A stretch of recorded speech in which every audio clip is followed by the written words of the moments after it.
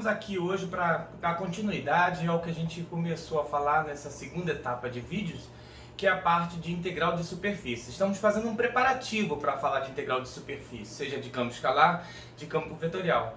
Então, no vídeo anterior, nós falamos sobre parametrização de superfícies. Nós definimos uma função R, que depende de dois parâmetros, onde em cada componente eu tenho um x, o y e o z, também dependendo desses parâmetros, que vai definir pontos nessa minha superfície S, uma superfície parametrizada. Vimos alguns exemplos clássicos, como funções, cilindros, esferas. Existe uma infinidade de superfícies. Tá? Bom, por se tratar de uma função vetorial, nós podemos fazer operações como derivadas. E aqui no caso a gente vai poder derivar em duas componentes, quer dizer, em dois parâmetros, né? E aí a gente vai definir uma coisa chamada vetor tangente, tá? Então, por exemplo, aqui, se eu tenho uma direção aqui relativa ao parâmetro u e uma outra direção relativa ao parâmetro v, se eu derivar a minha parametrização, o que a gente vai encontrar são vetores tangentes, né? A gente denota assim, ó, dρm R, dρm U, por exemplo, né? dρm R, dρm V, se a gente está considerando aqui um vetor nessa direção. Nós temos aqui dois vetores chamados vetores tangentes, né? Onde a gente poderia, tangente à superfície, obviamente eu posso colocar um plano tangente a essa superfície, tá? O que a gente vai fazer nessa aula de hoje é definir um vetor normal a essa superfície, ou seja, um vetor furando ali o plano tangente, né, fazendo um ângulo de 90 graus com qualquer vetor paralelo ou qualquer reta paralela a esse plano. Tá? Então, se o vetor ele é normal ao plano, a gente diz também que esse vetor é normal à superfície S. Tá? Então, uma vez em posse desses dois vetores tangentes, basta definir o vetor normal, né? O vetor normal como sendo o produto vetorial entre esse carinha, né? dρm R, dρm U, né? dρm R, dρm V. Tá? E vamos ver como é que a gente chega numa expressão para esse vetor. Bom, essa aula a gente vai falar do vetor normal a uma superfície, né? Obviamente isso tem relação com plano tangente. Tá? Suponha que eu tenha aqui, por exemplo, um domínio de parametrização, onde eu estou usando os parâmetros U e V. Então aqui eu tenho um certo U0 e aqui um certo V0. E então aqui a gente tem um ponto, né? Um ponto de coordenadas U0, V0, nesse domínio de parametrização. Então a minha R vai ser a parametrização dessa superfície S. Quando eu calcular a imagem desse ponto na R, eu vou encontrar aqui um ponto, né? Que a gente poderia chamar de ponto P, por exemplo, como sendo a imagem R de U0, V0. Né? Então vai ter um X, um Y e um Z, que vai estar associado a esses parâmetros 0 e V0. Então, mexer o U, eu vou me mexer numa certa direção, mexer o V, eu vou me mexer em uma outra direção, a gente vai conseguir cobrir essa superfície, né? Então, é claro que a gente vai ter retas tangentes aqui, né? Se a gente tem retas tangentes, eu consigo colocar um plano tangente, né?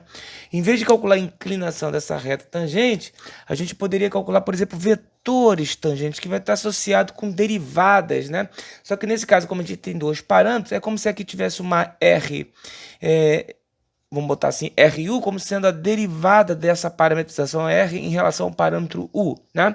Em outra direção, a gente teria aqui uma outra reta tangente e teria um vetor também, como se fosse um RV, a derivada de R em relação ao parâmetro V. Tá? Estou colocando uma notação abreviada. Né? É claro que aqui eu teria a derivada de R em relação ao parâmetro U calculada no ponto de coordenadas U0, V0. O mesmo vai acontecer para a derivada de R em relação a V, também vai ser calculado num ponto de coordenadas U0, V0. Então, mexeu o ponto, né? Mexeu o ponto U e V, os vetores vão mudando de direção, sentido e intensidade. Tá? Uma vez que eu tenho esses dois vetores tangente à minha superfície, se eu fizer o produto vetorial entre esses dois vetores, eu vou encontrar um terceiro vetor que é perpendicular a ambos, né? E na verdade ele vai ser um vetor que a gente chama de vetor normal a uma superfície, né? Então aqui é como se eu tivesse um vetor que eu vou chamar de N, né? Onde esse N vai sair do produto vetorial entre a derivada de R em relação a U e a derivada de R em relação a V. E para a gente calcular isso aqui, A conta é relativamente simples, né? Uma vez que eu tenho aqui a parametrização, o processo, né? O primeiro passo é parametrizar a superfície, né?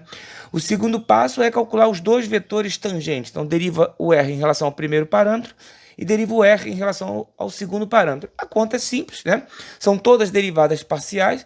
Derivo cada uma das componentes em relação a U e aqui embaixo derivo cada uma das componentes em relação ao parâmetro V. Lembrando que isso aqui é uma notação abreviada, né? Todas essas derivadas aqui são calculadas num ponto de coordenadas UV. O mesmo vai acontecer com todas essas derivadas parciais. Elas são calculadas num ponto de coordenadas UV. Então a gente está com uma notação aqui um pouco mais simplificada, tá? Então, uma vez a gente tendo aqui um vetor, por exemplo, que eu chamo de dRom R e dRom U, a gente tem aqui um outro vetor, dRom R e dRom V, eu vou fazer o produto vetorial entre esses dois vetores e encontrar aqui um vetor chamado vetor normal, né? E ele vai ser normal à minha superfície S. Lembra como é que é o processo? A gente arma como uma espécie de um determinante, né? Uma ferramenta para calcular produto vetorial. A gente coloca na primeira linha os vetores I, J, K da base canônica. Lembrando que o I é o vetor 1, 0, 0. O vetor J é o vetor 0, 1, 0. E o K é o vetor 0, 0, 1. Tá? Na segunda linha a gente coloca as componentes desse primeiro vetor aqui, né? dRom R e dRom U. E na última linha a gente coloca as componentes do segundo vetor. Né? Bom, em vez de fazer essa conta aqui de uma maneira genérica, a gente ia encontrar uma expressão para isso, né?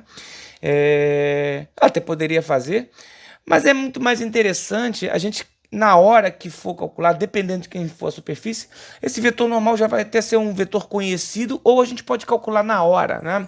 Uma vez que a gente tem a parametrização. Então a gente tem um roteiro, parametriza, calcula os dois vetores tangentes, e o normal a gente monta um determinante desse tipo. Nós vamos fazer para um caso genérico de uma função assim, ó, z, como sendo uma f de x, y, né? Também poderia colocar o y em função de x e de z, o x em função de y e de z. Vamos pegar esse caso aqui, né?